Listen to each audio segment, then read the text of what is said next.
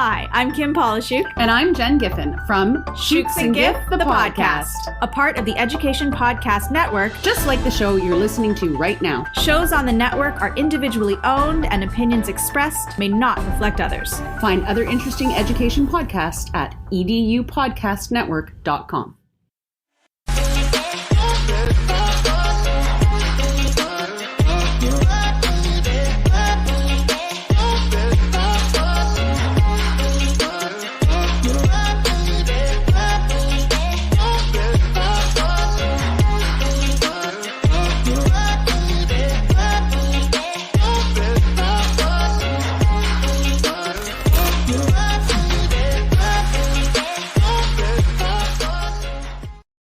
Hey, everybody. Good morning. Good morning. Good morning. Thank you so much for those of you that are joining us. Welcome to My EdTech Life. I am your host, Fonz Mendoza, and thank you again for joining us on this beautiful Saturday. Hopefully, anywhere that you are, it is a beautiful Saturday, and I think it's a beautiful Saturday if you're up and watching the show, or if you're up having your first sip of coffee, making some breakfast, or you're already getting ready to start your day and head out the door.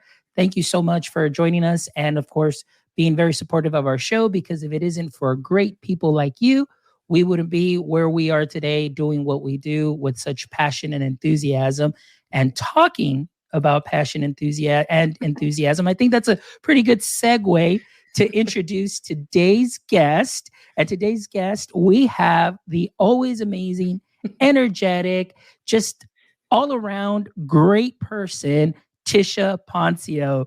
Tisha, how are you today? I'm great, Alfonso. Yes, I'm always energetic, but in the mornings I have to have like double coffee, double water, lemon water. Listen, sometimes it takes me a while to get started. Hey, but it's okay. The good thing is that you got started and that you're here today and you're joining us on a special show. I mean, it's just today's going to be the Who is Tisha Poncio show. And just to give a little bit of background on how this came about, I mean, we met at TC. Obviously, we participated together on a Wakelet session and everything, and that was great. I got to be your right-hand man there. Yep. And so it was funny because we were talking with Deb, and Deb's like, yeah, I wasn't asked, I was told, I was voluntold, but I love what you said. It's like, Tisha, she's like, I know exactly who it is that I need to do stuff. But from then on, I was like, oh, these are my people. This is awesome. And then, of course, we had our chat there at TCA and talking about podcasting. And then I was like, hey, I want to be on your show. Hey, I want to be on your show. And I was like, oh, my goodness, these people, you've heard of my show. You've seen it. And it's just been great just being able to connect with all of you. You lovely ladies are just amazing and at what you do and everything that you're doing. And of course, when we were talking and we're like, so what are we going to talk about? And when you sent me that DM, I was like, who is Tisha Poncio? And you're like, oh my goodness. I know that's kind of a loaded question, Fonz. Yeah. So, but I'm excited because I mean, it's not just like who, but it's just really today, it's just showcasing. And like, with our show, it's just really sharing with people your passions, just, where you're coming from. Did you always want to be an educator? Did you not? Did you stumble into it and then fall in love with it and doing those things? And of course, just the amazing things that you do yourself to connect with the educator community, but to connect the educator community as well. And of course, the great work that you do with students and, for empowerment and the students can lead movement. That's definitely something that I would love for you to share, because that what you do is something that does make a big difference. And that's what we're here to do today. But just let's start off and we'll build up. Tell us a little bit about just your background as far as in your work in education. Well, I don't know that it was accidental. I mean, I always say to my students, everything I do is very intentional. I'm very intentional about who I surround myself with, kind of goal setting. I've always been that way. I didn't grow up in the best house. So I had to put in some of those, like I had to self-lead as a student in my own household. So I think that's really where that comes from. I had to do that to survive. So as I entered into college, I really still wasn't sure what I was doing. And so I was an underdog. I mean, that's the truth. I was an underdog. And so I'm always rooting for underdogs, but I had no idea what I was doing. I wasn't top of my class. I mean, I wasn't even close to being top of my class. And so because my childhood was difficult growing up, I had specific attachment to teachers that empowered me.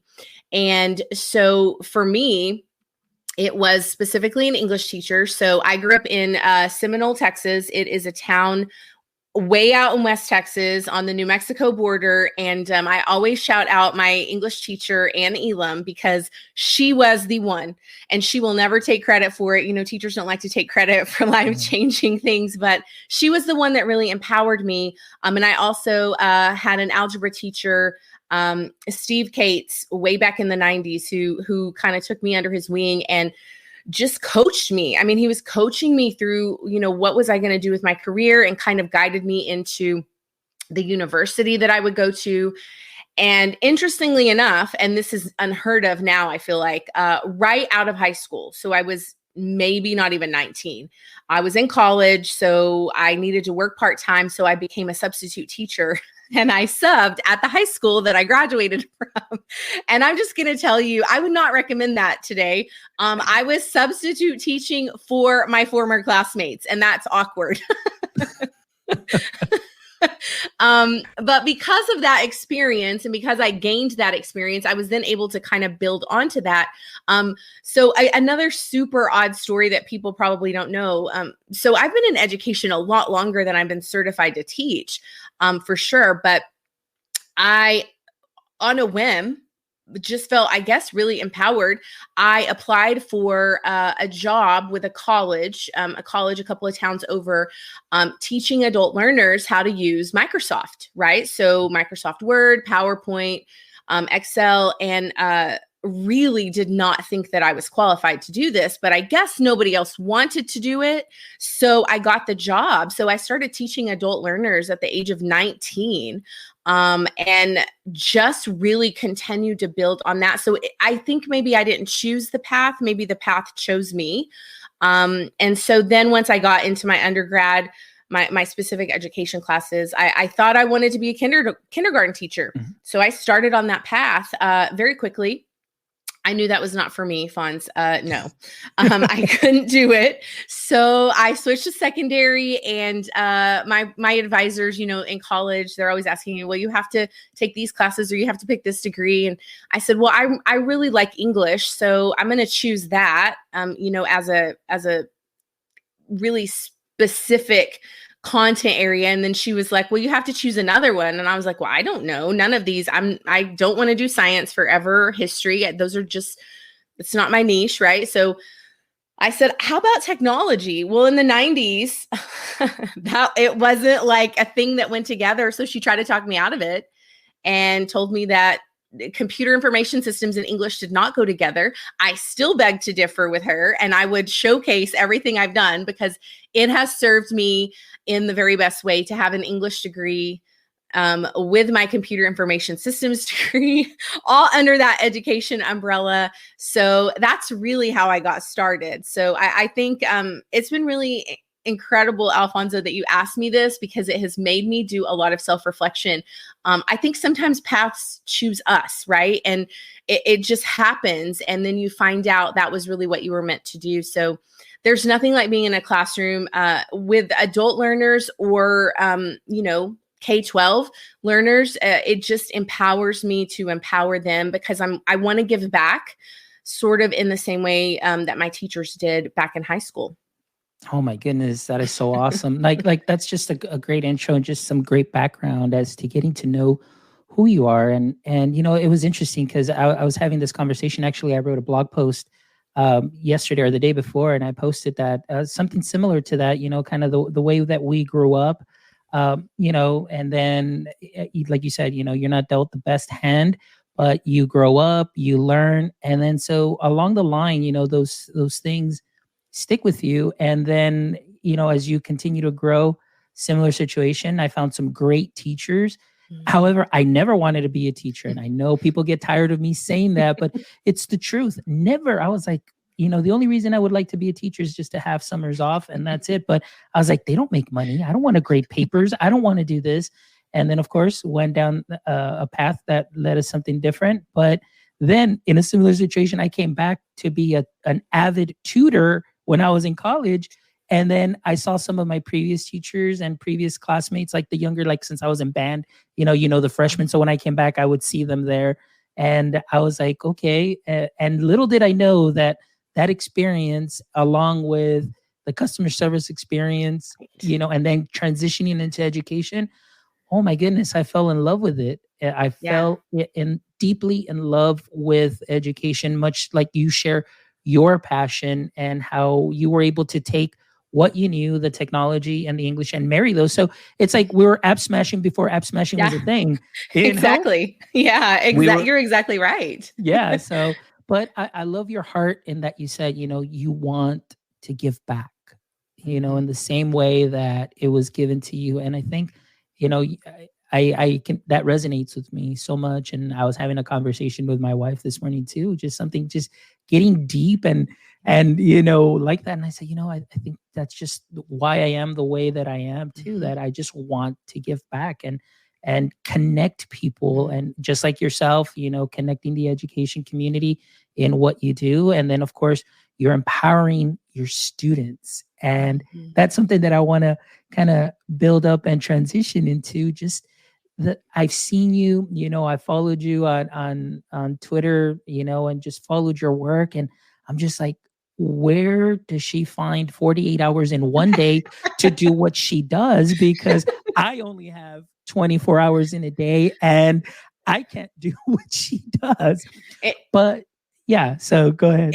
That's funny because my family also asked that same question. My husband, especially, this morning, he actually asked me, so you don't have anything tomorrow, right? And I was like, I actually have a Clubhouse call at 5:00. And he started laughing and he's like, when are you not working? And I think the truth is, Alfonso, because it's my passion, in my brain, it doesn't register as work, right? So, some of the best ideas I have are after that 8 to 4 job.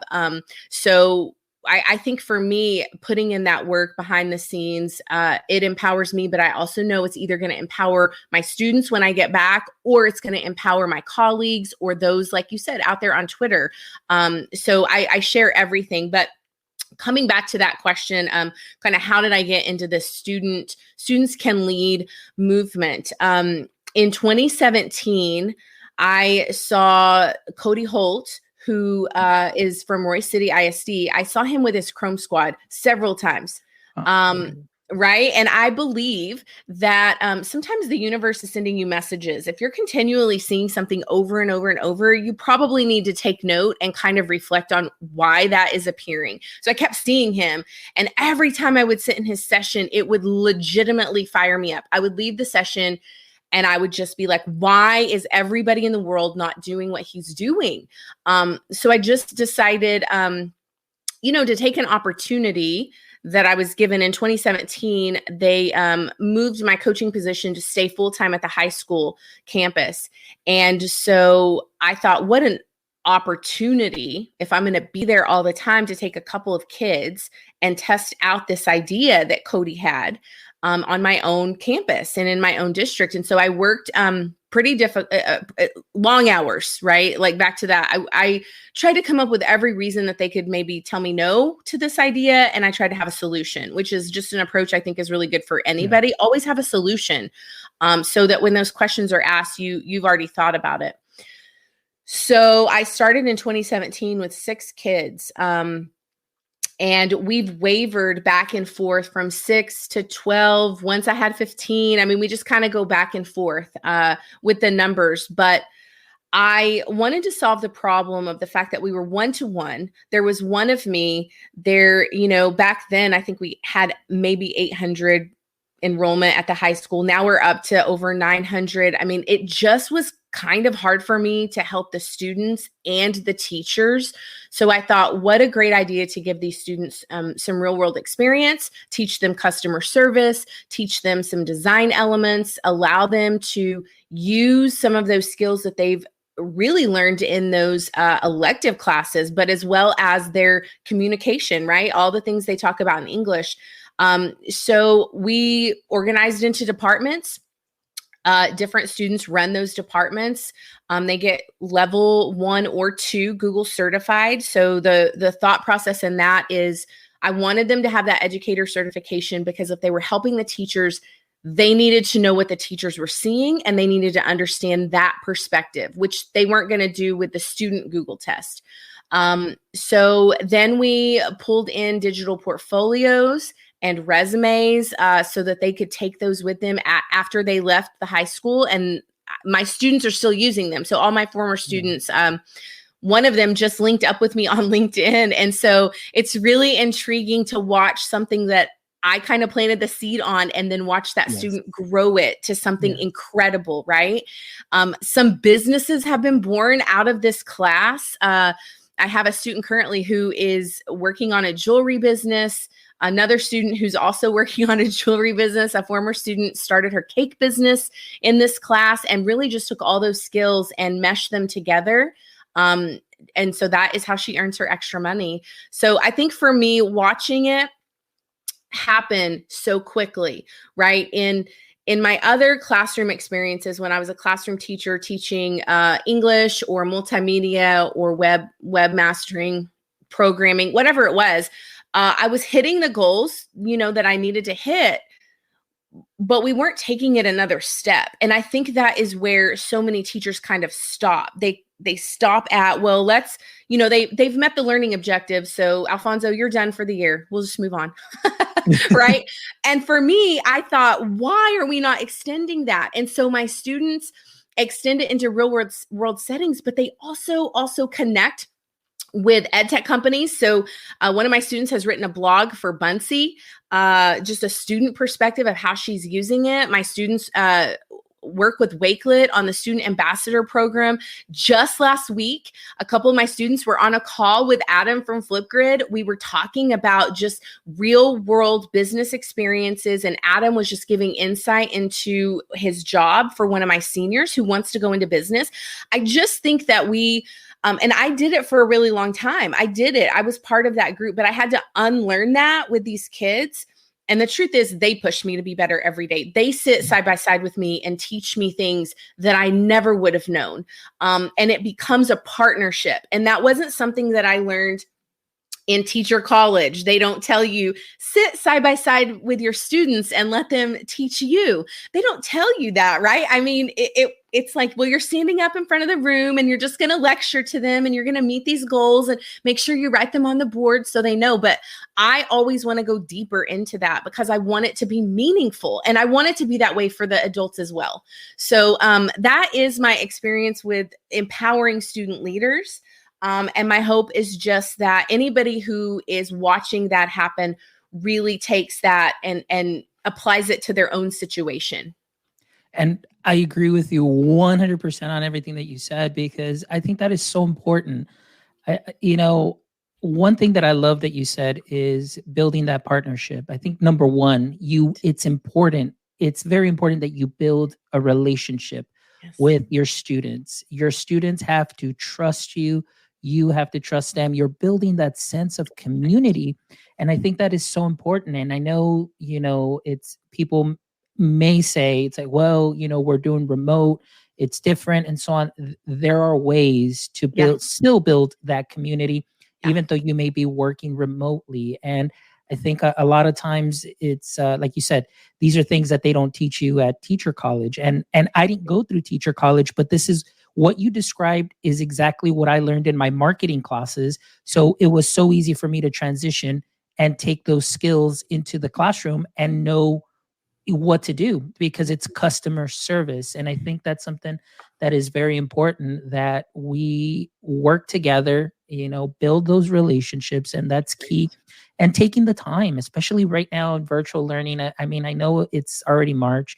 Many students may have already been burnt out. Teachers, bless their hearts, are burnt out, but because I know that there's certain expectations, things that have to be done by the end of the year and things that need to be met, deadlines and curriculum. But I think that if at the very beginning you build those partnerships and that community with those classes, you would probably have been a lot further because you don't have to deal with some of the things that come up, you know. Yeah, you're absolutely right about that. And something I wanted to hit on. The question is, who is Tisha Poncio? Well, I actually wrote out my life core values. So I don't know, like that is one of the questions I will ask people pretty regularly. Like, what are your core values? And I didn't really know what I stood for or what I was about until about 2010. And my family and I sat down, we let the kids be part of this. And we were like, what are our family core values? What bullseye are we trying to hit every day, no matter what we're doing, who we're talking to, what we're seeing? And so my core values actually play into what I do with my students. So my personal core values are gratitude, leadership, excellence, relationships, prayer, and honor. Well, when I created this class, I decided that if they didn't have a bullseye to hit every day when they're running our social media accounts, when they're interacting on social media with ed tech companies or educators, or they're sitting face to face with a teacher, helping them in our Adopt a Teacher program, I needed them to have a bullseye, because if they don't have one, they don't know where they're going. I mean, that's just the truth. We say that with digital citizenship, don't do this, don't do this, don't do this. You always have to tell people what they should be doing. What's the mark they should be hitting? So we came up with an acronym. So the first group of students helped me come up with those core values, and it spells out the word RICH. So respect, integrity, teachability, customer service, and honor. And they focus on that no matter what we are talking about in our classroom. And because I have created that foundation, we also can pull in discussions that are really timely and current events that are happening. Just yesterday, so D. Lanier, if you don't know him, you should know him, find him. I have his Solve in Time cards, and it was a half day. And the students weren't with me for that particular class period, but they asked to come to my room, before the bell rang. And I thought, well, so I had it laid out. I had the Solve in Time cards laid out, and they were like, "What's that, Miss Poncio?" So I don't tell them this is the game we are going to play. I just leave it out, and I want them to ask questions. And they did. What is this? And I said, well, it's this game. And I kind of talked about it. And then one of my students said, well, I want to play it. I want to do a round. And I was like, okay. So I pulled some cards, let them pull some cards. And we had conversations about, like colonialism, lying. I'm trying to think. They pulled like 3 cards, and we had legitimate conversations about those things, why they are a problem, why it's happening, how do we solve it? I mean, just talking through some of that. And I don't know that our students are having the opportunities to do that in every class. And I know that's a lot of work, right? Like that's a lot of work. I wouldn't recommend everybody do that, but I have built this foundation of trust. And so my students don't agree politically on things. Like they will tell you they don't agree, but can they sit down and have a conversation and talk it out? Yes, absolutely they can. Can they come to the end of that talk and still be great friends and teammates? Yes. Wow. To watch that happen is the most incredible thing for me. That is awesome. And I mean, that's great, that culture that you're building. And you said you started from the very beginning. You have that foundation, the core values, these are the expectations. And like you said, the bullseyes. Right. And right now, I mean, look at what your students are able to do and the conversations, and now you're going in depth. And one of the things too that I wanted to hit on is just like empowering them in giving them those experiences of, hey, this is what I would like to do, and connecting them with people that are already working or, in that industry. So to get some tips, ideas, what kind of path to follow, obstacles, maybe ways that they learned how to overcome certain things to get where they are. And those are those future ready skills, future of work skills that students will need, so you're building that collaboration, you're building communication, and all that you're doing is completely cross-curricular. It's not just like, oh, this is just for Miss Poncio's class and it only applies to her class. No, this goes beyond those 4 walls and well into college and well into the workforce and everything. And I think that is something that is amazing, to give students that opportunity and empowering them. And I think that was one of my favorite things to do being in the classroom, like you said, doing coding and doing projects. It's just, Yes. like you said, you put it out there, and by the end of the day, and I always tell them, by the end of the day, I'm the one that looked like the expert because I was learning from my first block, my second block, my third. And then by the time I hit code club, I'm like, all right, guys, so let me show you. And then I looked like the cool guy, but in Right. reality, I learned from them. But that is one thing also that resonated with me, Tisha, that you said, that you continually learn from them. You partner with them, you listen to them, and the fact that you're giving them that space where they can say, "Hey, Mrs. Poncio, check it out. You showed us this, but let me show you how else we can apply this." And then boom, just blows your mind because their creativity sparks. We don't see things through their lens. They don't see things through our lens, but we can share what we see and just make them do some magic. And I think that's what I'm seeing. Tisha Poncio is a magician here. So it's funny that you said that about the students, saying, here's another way. One of the things I teach them is there is a way, not the way. And for so long, they have been taught there's only one way to do something. And so when they come to me as sophomores, juniors, or seniors, I feel like I'm having to teach them to unlearn that thought process, right?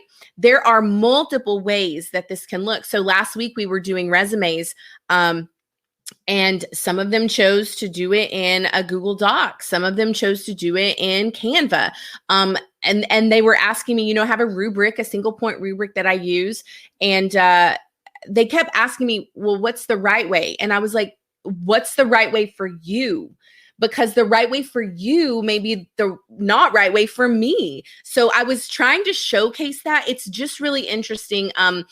I feel like it's important for them to have that skill when they go to college or enter a career at all, just because there's multiple ways to do things. And in order for us to know that, we have to talk to each other and we have to collaborate and we have to be open to that, right? Yeah, and I love that what you said there too, because even as an adult, like I'm part of a group, and I mean we're continually communicating with each other and getting ideas. And one of the questions was, there's a friend of ours who's going to be looking for a position and was interested in let's write a resume. Does anybody have a resume template? And even us as adults, we said the same thing, kind of like, well, there's this, there's this, there's this. So it just depends on you. And I love what you said, that what may work out for me may not work out for you. But I love that let's find a way. There's a solution, and whatever works best for you. And nowadays, I think, what they did is they went with a kind of innovative approach where they just kind of did a portfolio, but they did videos and they did everything because, we're used to seeing the paper resumes and so on. And, kind of change things up a bit, I think. And, that might be good. And I like, for example, Wakelet, that's a great way to use for somebody to set up a portfolio. You set up your resume, you set up all your projects, everything that you do. And that also, like you said, prepares them for university, prepares them for future of work. Because and I say this a lot too, in my master's, we didn't have to take final exams. We didn't have to do any of that. Right. What our final project was a portfolio of all the work that we did. And in the university, my professor, or actually all professors, were just like you said, here is the rubric. Right. This is what I want you to accomplish. And then the question, well, how, where? It's like, that's completely up to you. Right. Use whatever tool you like. As long as it meets this criteria, you're good. And boy, talk about, like you said, right now that you have them there at a young age where you're kind of showing them that, unlearn certain things. Mm-hmm. I mean, if you go through that, and I mean, going through like the way I did, just went straight through high school, Right. going into college and then the master's, I only knew the way that my teachers told me to do, because that's what they said. No, do it this way. No, it has to be done this way. And when I got into my master's and they gave me voice and choice, yeah, I'm like, hold on. So it took me a while. Like that first semester, I had to unprogram myself. Yes. And then I felt free. I was like, so I can use it. And that's how I stumbled upon Wakelet and then I got a lot of my classmates on Wakelet and my professors, because it's like, what's this? It's like, oh, check it out. And so, I mean, it worked out great. But I think that's so important. And I think that right now that you're able to work with them at a young age and show them that there isn't only one way, there is a way, and there's multiple solutions. I think that's a very important skill that many students need, because it's often, here's the worksheet, this is the way it's always done, follow this strategy, and if it's not done this way, you're not going to get the right answer. Or this is because this is the only way that I've ever taught it, and the way that I've only ever learned it as a teacher. This is the way that I'm going to give it to you, Right. and that's it. It's Right. yikes. And as educators, we have to be more open to those ideas, right? I mean, it's interesting because when I first started the program, like I was digital learning specialist for my teachers, and then I have this group of students. And in the beginning, the teachers were iffy on if they were going to let the students help them, but over the course of time, we built relationships and trust. And I was out one morning this past week, and I had a teacher email me and say, well, I really need I need some help on X, X, Y, and Z. And I said, well, my student is there. You are welcome to go during your conference period. He'll be in the library. Go check with him. And so she went and met with him without me being there. He knew exactly how to handle that meeting. He knew how to help her. And then she said, hey, I know you guys are working on resumes. You want to peer review my resume? And so they sat side by side looking at each other's resume and learning from each other. Like, that is, for me, that is the pinnacle level, right?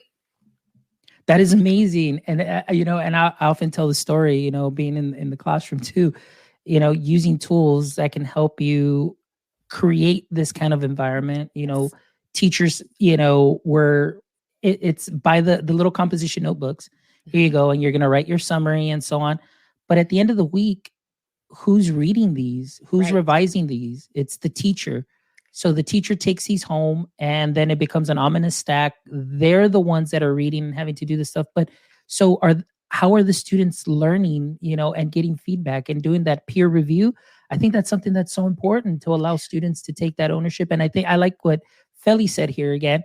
It says choice leads to creativity and authenticity. And that's something that is so, so important. You're absolutely right. I mean, it does. The other thing is, when you give them choice, it empowers them to learn how to make decisions without being fearful that they're going to get it wrong. Yes, because it's always it's either A, B, C, or D.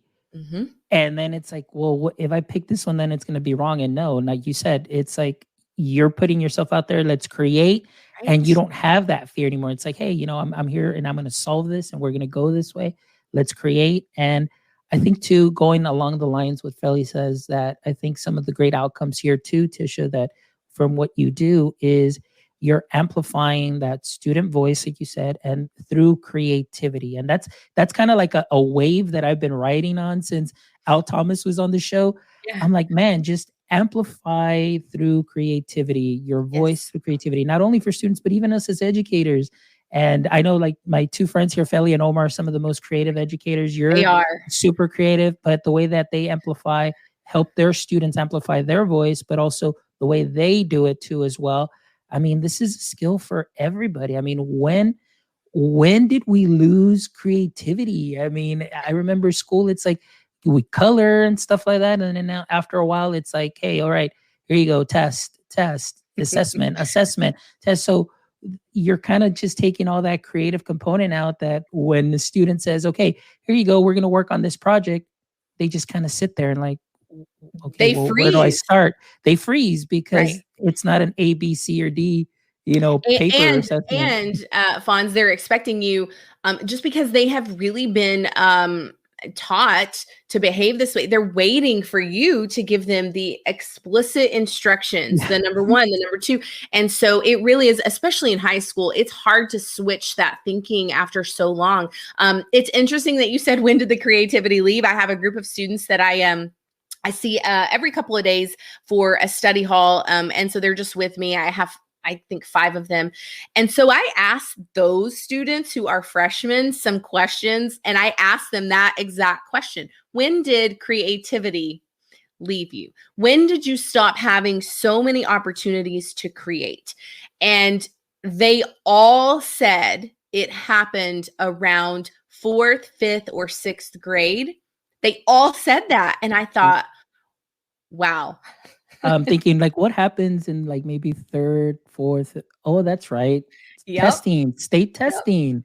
Yeah. So it's just those things that, and I think that's so important that there's still a way there, and there is. It's just you have to take the time, but if you invest that time to marry the creativity with what needs to be done, you can definitely dive in deeper into the concepts, and that's something that in the classroom that I loved. And with science, I was doing science and social studies, and I mean, we were bringing out the scratch. We were doing scratch. We were bringing out the makey kits for science, Right.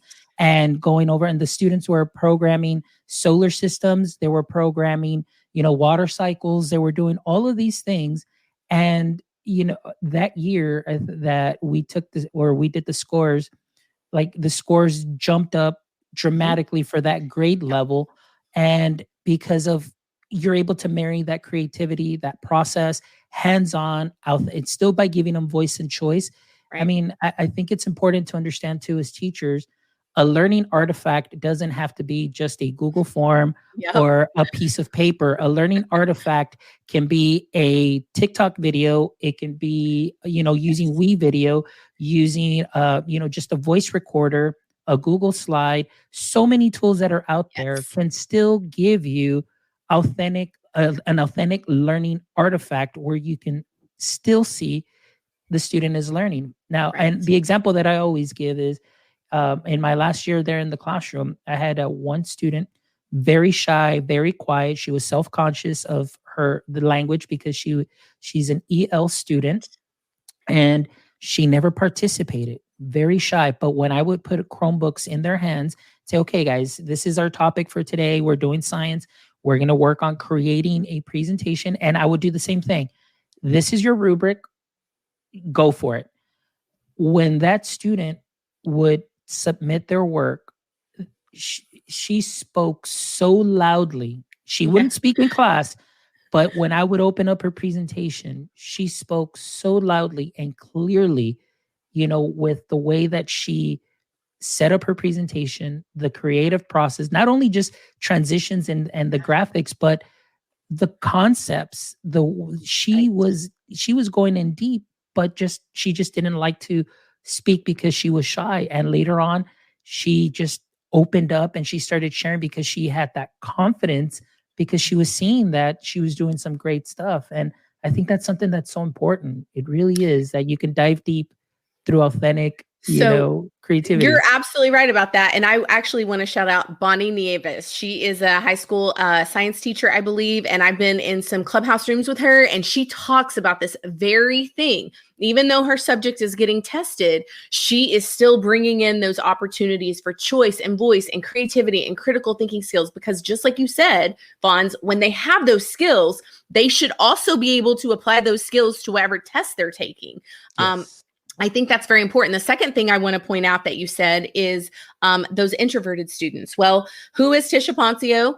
I am an introvert, and people do not believe this about me. And here's the thing. When I am in a space with my people, right, like all the educators who are here, who are talking about these things, I am not an introvert, because I am ready to be in that conversation with you. I know it's a safe place to have that conversation. But the truth is, growing up, I was an introvert. I was that girl in the back of the room, never saying anything, all the way up until that English teacher, Mrs. Elam, who sort of forced me to get out of my shell and made me present live in front of class. Let me just tell you, it could have been a traumatic experience, but it wasn't.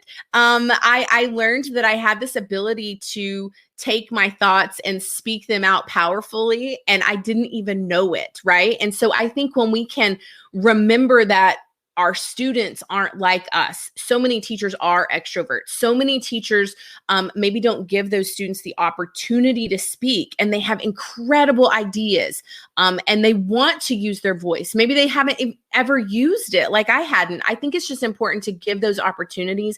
And I always say, whatever my experience is as an educator, I have to let go that my students have that same experience, right? And so, talking about equity, I have Wi-Fi at my house. I have, too many laptops in my house to even count right now.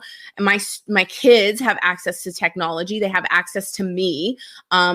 Sometimes they get tired of that because we're always talking about it. But I know that I have students in my class currently that maybe do not have those opportunities to have those discussions, to have the technology. If their iPad breaks, that's all they had. So I think it's really important for educators that we get out of the way. I know that seems very harsh, but I think sometimes we as educators are creating those obstacles in our classrooms. And so if we remove ourselves and kind of step aside, our students will do the most incredible things for us. But again, going back to that, we have to set that foundation and culture of trust and that bullseye. We have to do that, or all of the things that you and I have been talking about will not work. Exactly. Yeah, and that's the thing, and it's so funny, And I had a guest on, Chelsea Robertson, and she's she's got a podcast too and everything, and we were talking about that growth mindset and teachers, and that word always came up, just relationships, and like you said, that's the only way that they're going to build that foundation. And I think to myself, and we talked about similar things, not always being dealt the best cards, right, as a young person, but the fact that somebody or teacher built that relationship in us, that we would see them, that confidence to say, hey, that they understood, they knew where you were coming from, but they were able to help, or that they engaged you in the lessons, and you felt like, wow, they empowered you. I think that's something that is very important that we do as teachers, as educators, and no matter what role you may be in. I think even as administrators, we also need to build that community with our teachers as well, because right now, I mean, they're dealing with so many things. I know a great friend of mine also, she wrote a blog post yesterday about teacher burnout. Mm-hmm. And it's important that administrators reach out to teachers as well. I'm glad you bring that up, because, I work with a lot of teachers, and I'm just telling you, I am seeing burnout after burnout after burnout.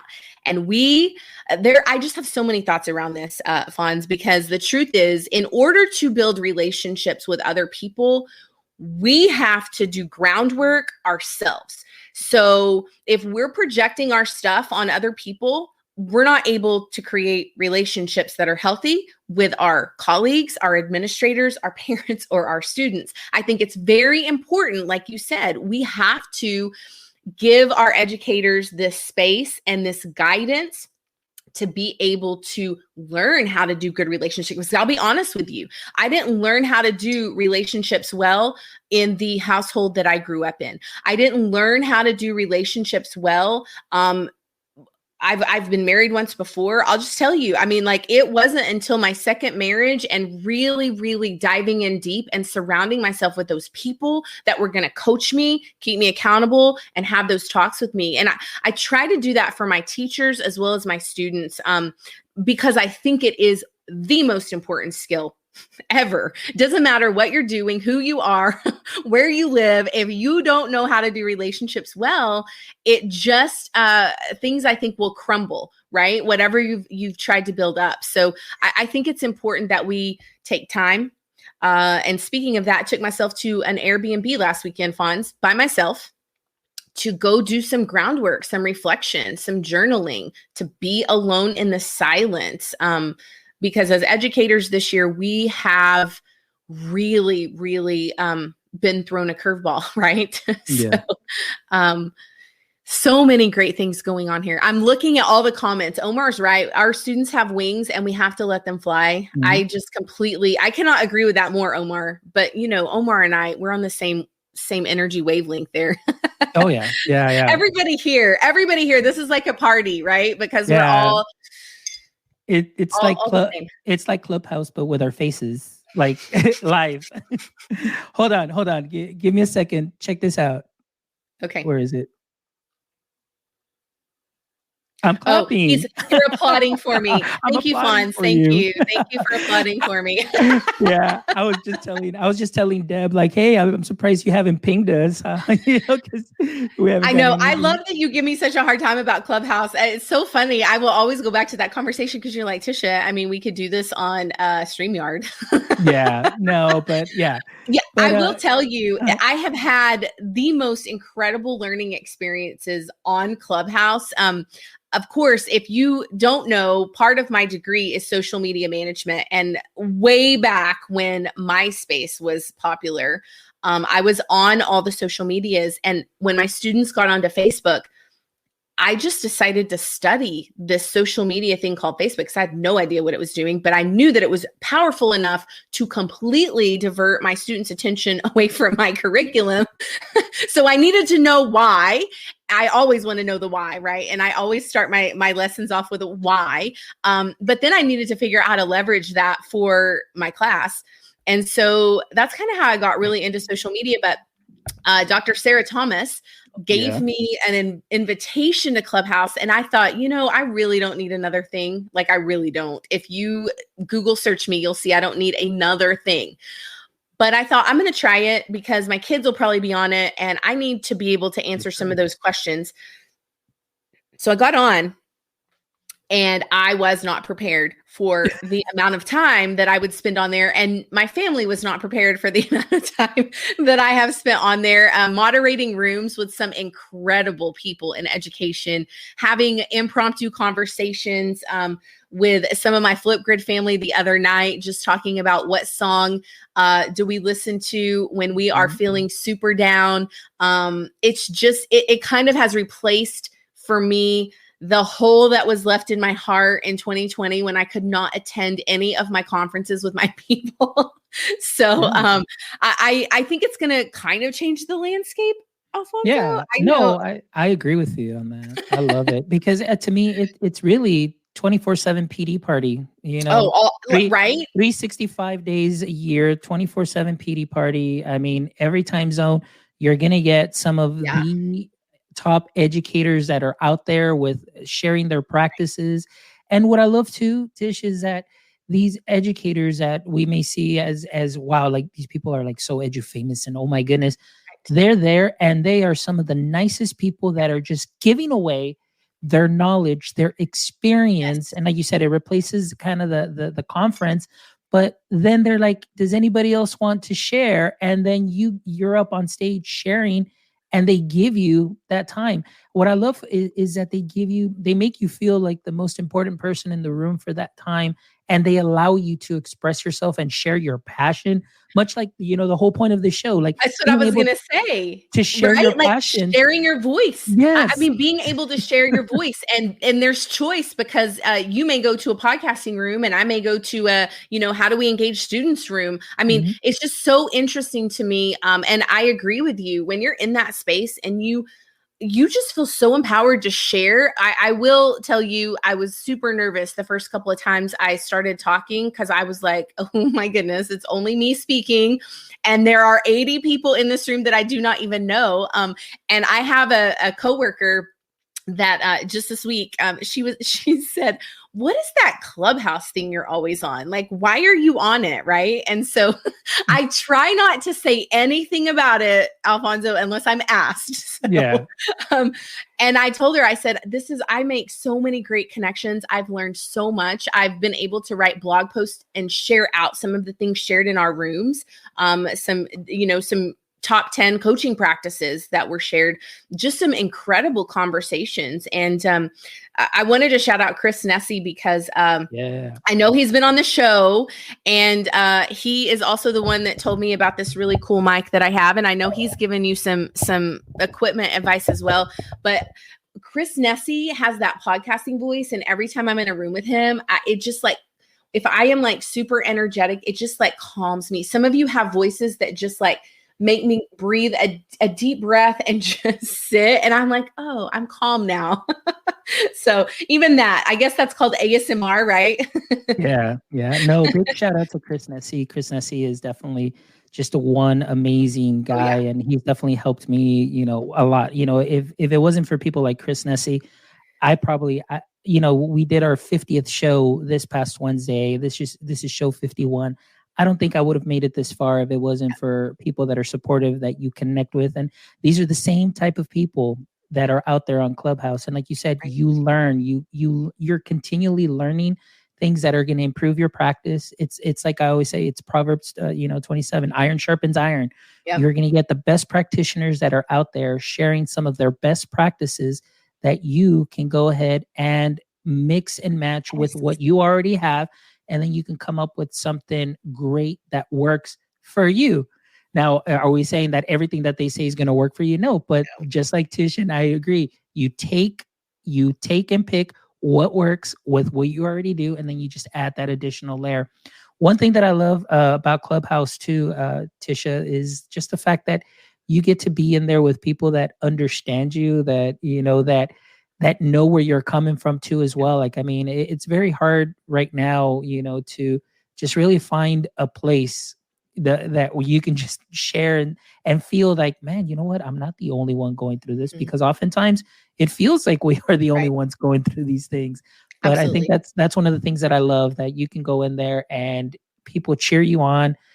People give you the space to share, and you just come out of there making connections and making friends. And I mean, it's amazing. It's great. So I definitely recommend it. It's hysterical because the teacher I got on, now her text messages are just random rooms. Like, she doesn't actually put a sentence together. She just like gives me the room and this says, or this one. And I'm like, what are you talking about? She's like, Clubhouse, which room do I go to? And I was like, well, the great thing is you can start in one and go to the other, or you can vice versa, flip back and forth. So it's so funny.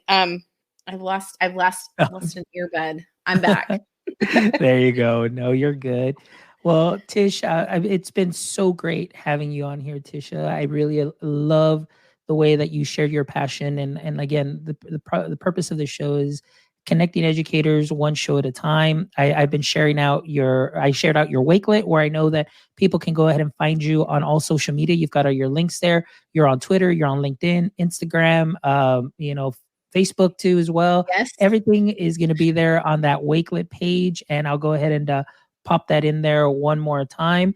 Let me see here. And of course, and I've written about just recently student portfolios, which I feel like is a really hot topic these days. Digital portfolios, as you were saying. I didn't do one until I was in college, but I write about that experience. I've linked that as well in that Wakelet.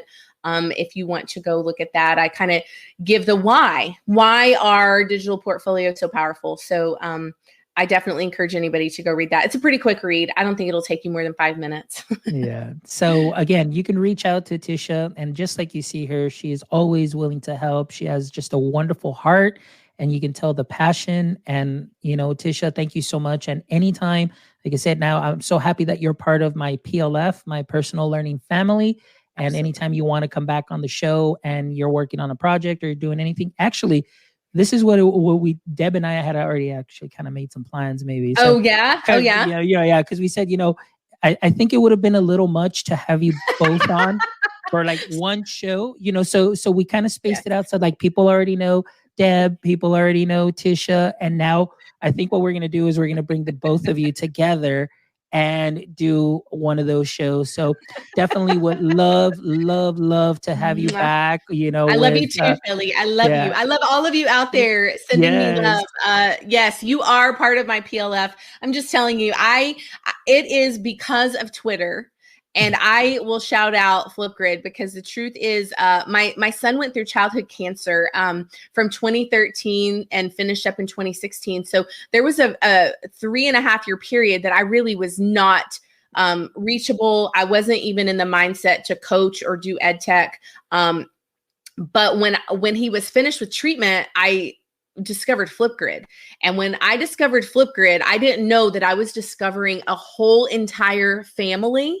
And then Flipgrid and Wakelet, right? Then I discovered the Wakelet community, and then the Bunseat community. And I'm just telling you, I so much love for all of you in those communities, because the truth is you make me better every day.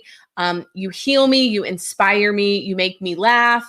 And I cannot wait to see all of you again face to face so we can go have some burgers or tacos, Alfonso? I don't know. What do you like better? I'm down. I'm down for anything. Hi, Rochelle. I'm down. Hey, so yeah, so Feli, Omar, Rochelle, Deb. I know we had Abid here also from the UK that came in, and so just a lot of love for you, Tisha, and thank you so much again, just for being so amazing and so inspiring, and just being able to have just these real conversations, and just again, those of you that are going to be watching this later or listening to this, I mean, reach out to Tish, really, follow her. She's a great inspiration, and she'll definitely get you connected also with the right people for whatever it is that you need. And Absolutely. So again, Tisha Poncio, today's show was Who is Tisha Poncio? And I loved it. Thank Tisha. You, Alfonso. Thank you, Fonz. Thank you, Tim and Rochelle. Everybody that I see in the chat. Again, I have enjoyed sharing who is Tisha Poncio. You guys reminded me who Tisha Poncio is. So it's a great start to my spring break, Fonz. Awesome. Well, thank you so much. And to all our viewers that are out there, again, thank you. I sincerely, I am never ungrateful for everything that you guys have done for just the show, and in just your support and reaching out to me saying that you'd like to be on the show. This show, again, is for anybody, any educator, creator. You don't even have to be in education. I'm looking for creators, people that can just inspire, share your stories, share your passions. So just go on over to the website. You see the website there, myedtech.life. Go to the contact me or contact us. Give us some feedback, guys. I definitely love your feedback. This is, tell me what I'm doing right. Tell me what I'm doing wrong. Tell me what you'd like to see, or if you'd like to be a guest, fill out that form, give us a review, check out what's on there, check out the rest of the shows, because they are all passionate educators that either at one time or another either changed career paths into education. They have inspiring stories. Check them all out. That's what we're about. But thank you guys for all of your support. And we will go ahead and see you guys later. And until next time, my friends, stay techie.